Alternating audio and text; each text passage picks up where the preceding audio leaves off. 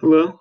Today I'm talking about this entity relationship diagram for a theoretical COVID-19 risk dashboard that would help people understand what their risks are from COVID-19 in comparison with just their daily lives. So the first entity is patient, which just has general information about the user, like their age and fitness level.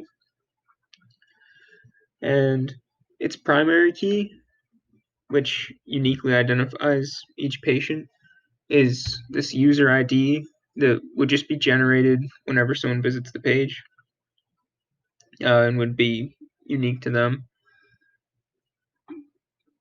And patient is going to have relationships with occupation, behavior, risk, and location.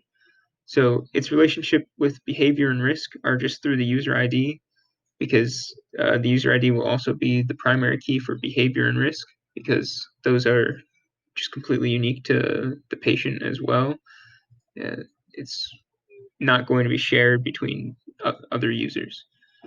Its link to occupation is through this foreign key that patient has of the company name and job title, which any job that's the same within the same company should be similar enough to have all of the attributes of occupation be the same.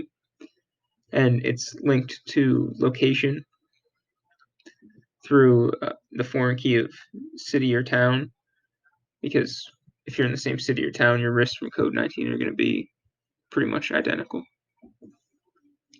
So occupation describes just the person's job and some potential risk factors that could be associated with it. And occupation is also linked to behavior.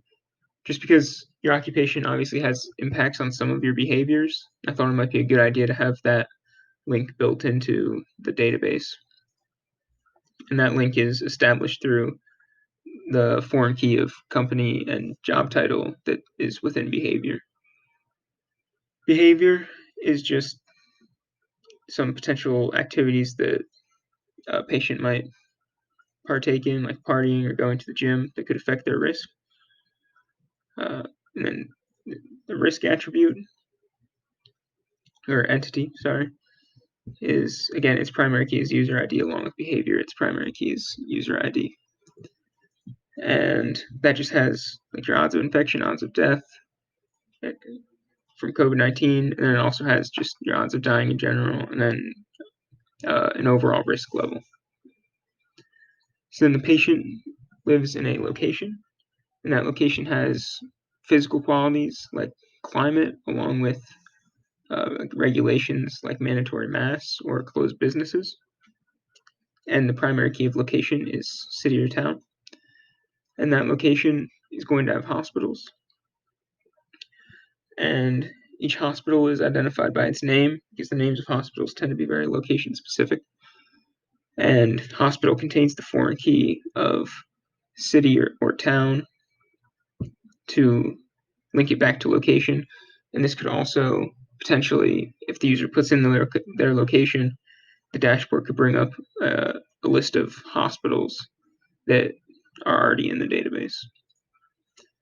And the same thing with location. If the location that you live in is already in the database, you can just select it, and along with occupation.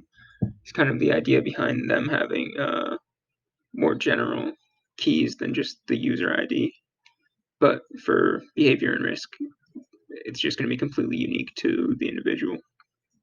So it kind of just has to be the user ID. Here are some example tuples.